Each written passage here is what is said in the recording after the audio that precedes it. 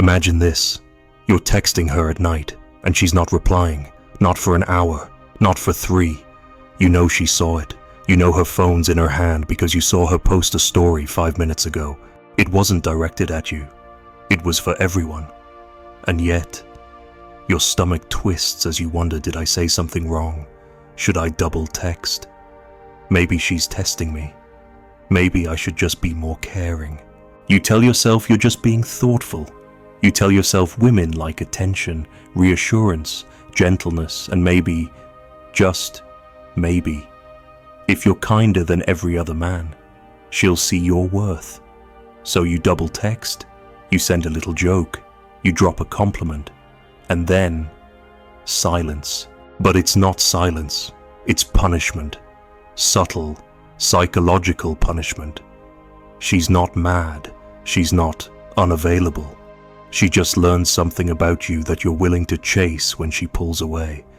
That your center is shaky, that she can control you with absence. And the moment she knows that, the game begins, and you're no longer the man in her mind who had presence. You're the man who needs approval.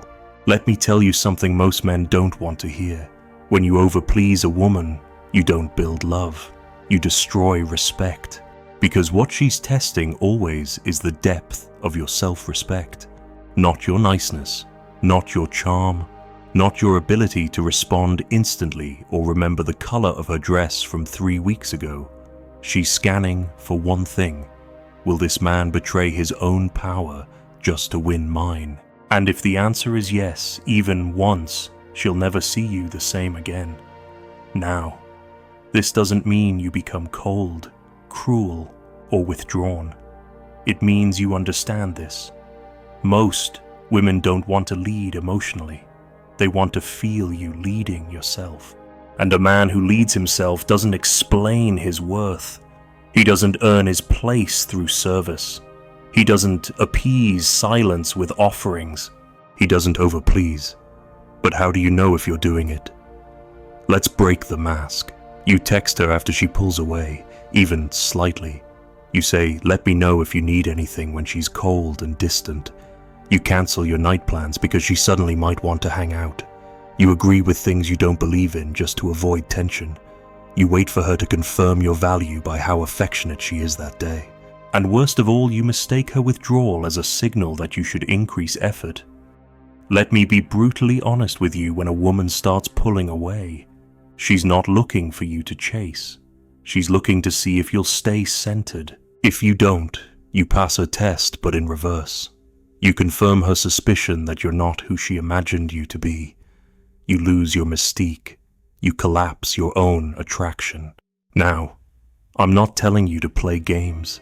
I'm telling you to stop being played. When she delays response, you don't chase. You slow down. You mirror, not out of spite, but out of strength. You show without a word that your world doesn't rotate around hers. When she tests with emotional distance, you don't respond with extra validation. You respond with stillness, detachment. Your energy becomes scarce, not reactive. And in that silence, something happens. She remembers. She remembers the man she was drawn to wasn't bending, wasn't anxious, wasn't waiting for her to smile before he could breathe again. He was already full, and that fullness, that peace, is what she wanted to stand next to in the first place. Here's the hard truth you need to absorb. The moment your actions scream, please stay, she's already halfway out the door. You don't prove your value by fighting to keep her interested. You reveal your value by not fighting at all. And that's where most men fail. Because they're afraid that if they stop overgiving, they'll lose her. What they don't see is that they're already losing her because they're overgiving. You don't lose a woman by being calm. You lose her by being controlled. That's the psychological trap. And it's designed perfectly for men who confuse love with sacrifice. So let me give you a real example. A guy dates a woman for a few months. At first, she's all in texting daily, playful, affectionate, but slowly, Her tone changes. She takes longer to respond. She cancels plans. She starts saying things like, "I need space," or "I'm just really busy right now." The guy panics. He thinks, "I have to remind her how good I am." So he buys flowers, sends long texts, offers to cook dinner, says, "Take all the time you need, I'll be here," and she ghosts him a week later.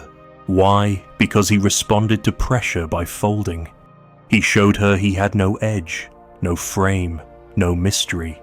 He showed her she could walk in and out of his emotional world whenever she pleased, and he'd be standing there, arms open, like a doormat with a smile. You think women want that? No. They might say it. But what they actually want is a man who, without ever raising his voice, communicates one thing. Clearly, my presence is not owed. It is chosen, and it can be withdrawn. So the next time she starts to pull back, don't send more, don't do more, do less, but do it with silence, not anger, with calm, not coldness. Let her feel the shift without having to explain a word. Let her wonder, let her return on her own. And if she doesn't, you didn't lose anything. You just avoided a future of being drained by someone who only stayed when you performed. Have you ever done this and didn't realize it pushed her away? Tell me what happened. What's the hardest thing you've faced when trying to keep a woman interested? Drop your story below. Which mistake do you see yourself making the most? Be honest in the comments. There's something every man needs to understand, not just intellectually, but in his bones. You don't win a woman by proving yourself. You lose yourself by trying. It's one of the most brutal paradoxes of modern dating. The more effort you put in to be seen as worthy, the less worthy you actually appear. Not because women are cruel or manipulative by nature, but because this behavior signals weakness on a level so primal. It bypasses words. A woman doesn't analyze your gifts, your texts, or your gestures. She feels what they represent, and when they reek of desperation, fear, or self-erasure, it doesn't matter how thoughtful they are, she recoils. She might not even know why, but you've become emotionally unsafe, not threatening, unsafe, because if you can't hold your ground when she tests your stability, how can she trust you to hold anything else? Let's cut deeper. If you're the guy who's constantly anticipating her needs, always checking in, constantly trying to do the right thing, you're not being romantic, you're being predictable. And predictability is the death of emotional tension. Now, you might ask, isn't consistency a good thing? Yes, but only when it's anchored in identity, not need. Consistency means you are who you say you are not, that you orbit her emotional mood swings with your tail between your legs. There's a difference between being reliable and being readable. When a woman can predict that every time she pulls away, you'll run forward. Every time she criticizes, you'll explain yourself. Every time she's silent, you'll panic and give more. You're not a man to her anymore. You're a puppet, a servant, a faucet she turns on and off depending on her mood.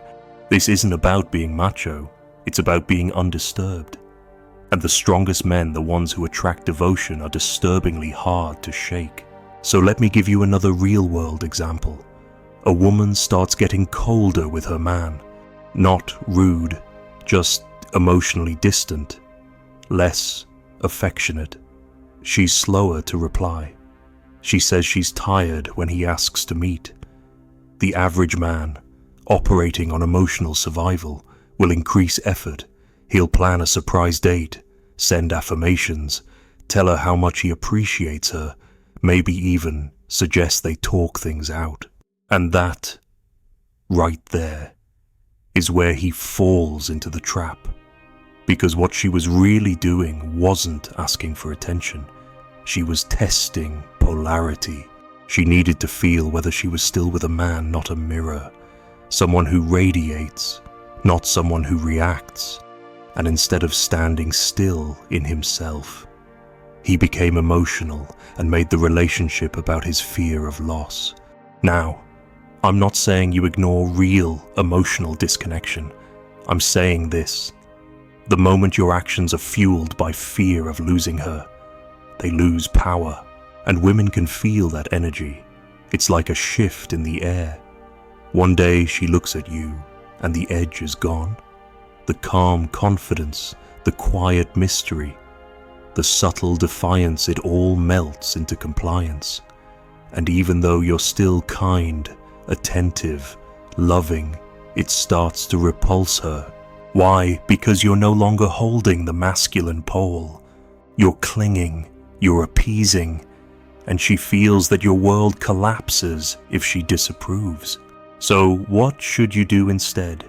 You observe the shift, but you don't chase it. You mirror the energy, not to manipulate, but to maintain equilibrium. If she pulls away, you pull slightly back too. If she's slower to reply, so are you. Not with resentment, with indifference. Not as a tactic, but as a truth. You're not dependent on her emotional weather. That's what makes a woman feel safe, not your effort, but your emotional gravity, your refusal to chase what's running away, your ability to sit in uncertainty without folding. That's the masculine presence that creates attraction, not performs for it. I'll tell you another tactic most men forget. Silence. Not punishment, not games, just silence. When things start to feel off, don't explain, don't push, don't ask. Is something wrong? Don't beg for reassurance. Just pause, withdraw slightly, keep your rhythm, keep living. Let her feel the space between you. If she respects you, she'll notice. If she values you, she'll come closer. If she doesn't, then your silence did what your words never could. It showed her you're not afraid to lose someone who isn't choosing you fully. This is how power works. Not by controlling others, but by refusing to abandon yourself. Too many men try to manage a woman's perception instead of mastering their own presence. They exhaust themselves trying to appear worthy, instead of becoming untouchable through restraint. They forget that the moment you need a woman's validation, you've already placed her above you, and no woman wants to look down at her man. She wants to look up, not because you're better, but because you don't fall. And that requires one thing above all: discipline. Discipline to say less, to chase less, to observe more, to act slower, to keep your mystery, to walk away when your energy is being drained, to love, yes, but to love from strength, not scarcity. Because you don't owe her proof. You owe yourself protection. What's the biggest mistake you've made trying to keep a woman's interest? Have you ever ignored your gut just to keep her happy? What happened after? What moment made you realize your niceness was costing you power? There's a look in a woman's eyes that tells you everything, even when her words lie. It's not hate, it's not disgust, it's disappointment. It's the moment she realizes you're no longer a challenge, that your emotional fire has turned into smoke, that the man who once stood with weight in his silence is now filling the room with noise compliments, apologies, promises, desperate gestures, all to keep her from walking out. You don't even see it happening until it's too late. Because here's the trap: women don't reject effort. They reject effort made from weakness, from fear, from emotional dependence. You think you're showing love, but to her, it smells like submission. And that scent is repulsive on a man who once held command. This is the brutal truth most men never recover from. She didn't lose interest because you weren't enough. She lost interest because you stopped being sovereign. So what does sovereignty look like in practice? It's in the pauses, in the fact that you don't reply instantly to every ping like a trained animal, that you don't reward coldness with warmth, that when she's testing your silence, you don't cave, you reflect it, without bitterness, without panic. You give her the gift of space. And within that space, she sees something rare, a man who does not fear absence. And that absence, ironically, becomes power. Because most men fill every void. Most men over-communicate. Most men fear the vacuum. But strong men, they know the vacuum is where truth reveals itself. She'll either lean in or fade out. And both are clarity. You want tactical precision, I'll give you a blueprint. When you feel her interest waning not just once, but as a pattern shift your center, that means stop initiating contact. Let her reach out. Let her show initiative. Women want to feel like they're choosing, not being pursued into submission. Withhold emotional availability. Don't share your inner world with someone who's not emotionally present. Your vulnerability is a gift, not bait. Hold your frame. Don't adjust your opinions, your values, or your tempo to match hers.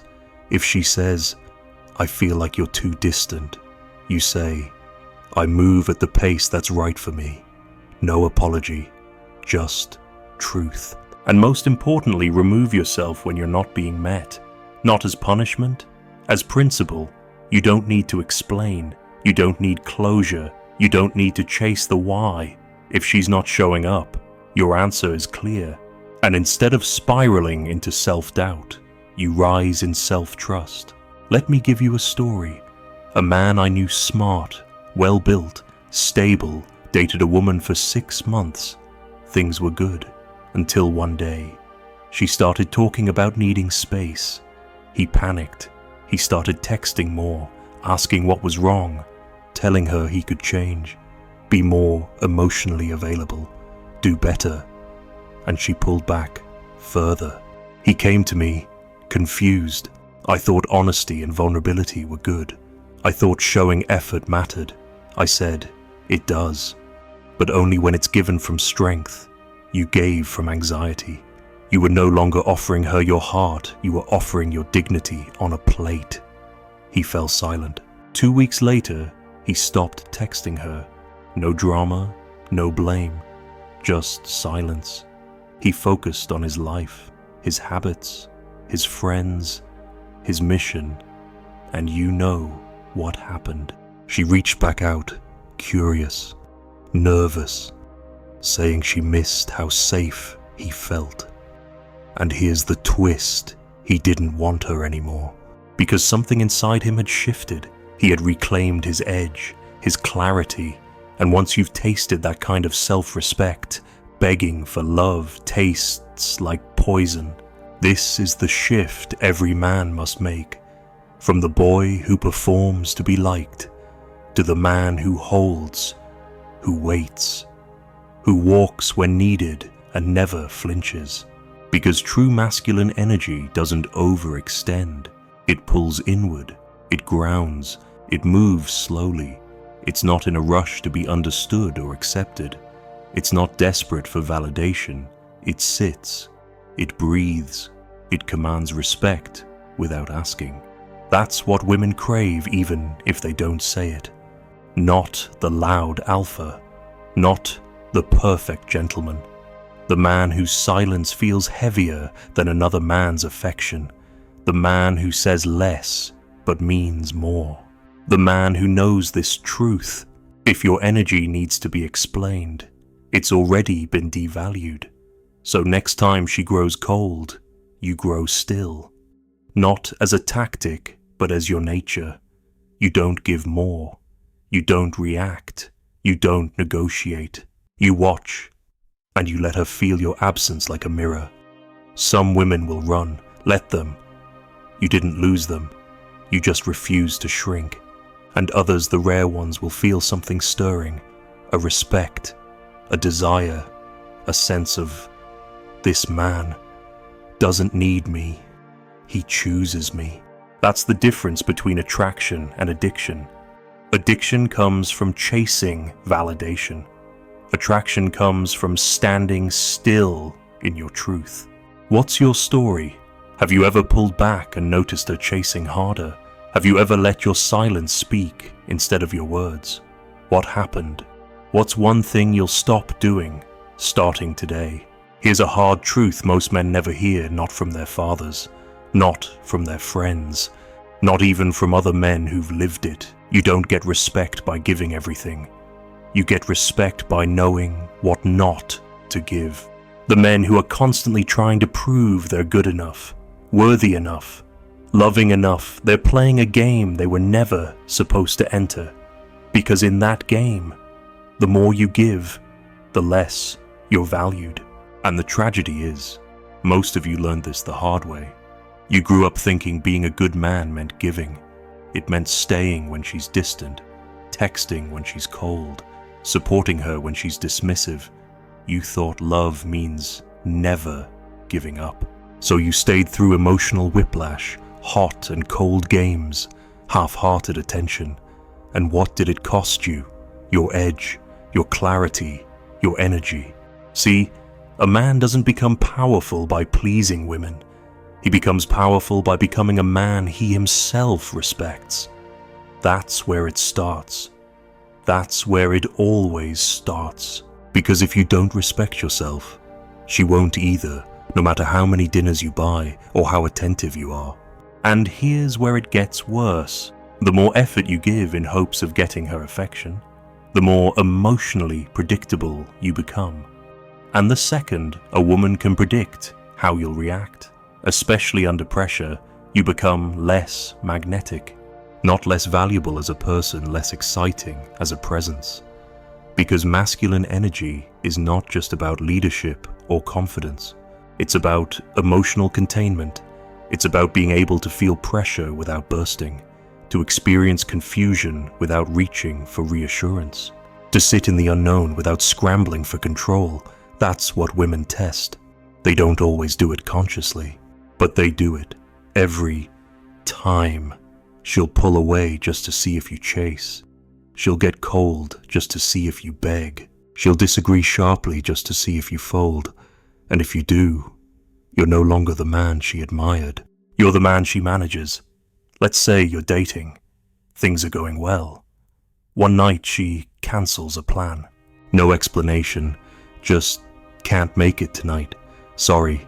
A man who leads from fear will text, "Did I do something wrong?" or "Everything okay?" or even worse, "Just let me know if you need anything." That might feel caring in the moment, but what it really communicates is this: you have emotional power over me. Your change in behavior has the ability to shake me. And once she knows that she owns the frame, instead try this. No response, no follow-up. You go do something else. You shift attention to your own life. You don't punish her. You don't sulk. You stay unmoved. Now she's wondering, why isn't he chasing? Why isn't he asking? Did he lose interest? Did he notice? And in that space, your power returns. Not because you manipulated her, but because you didn't betray yourself in the face of uncertainty. This is what it means to hold frame. Not just when things are smooth, but especially when they're not. When her behavior creates a gap, you don't rush to close it. You let it breathe. Because here's the thing. The man who rushes to fix everything ends up fixing things he didn't even break. You'll find yourself apologizing for her moods, over-explaining your intentions, offering comfort to someone who's using discomfort as a weapon. And over time, you'll begin to associate love with exhaustion. That's how men get burnt out. Not from giving, but from giving where they are not received. So how do you break this with emotional discipline? You stop making her emotions your responsibility. You stop translating her distance as your failure. You stop offering comfort just to soothe your own anxiety. You let things be unclear, and in that stillness, something incredible happens. You begin to see who she really is. Some women will lash out, accuse you of being cold, say you don't care.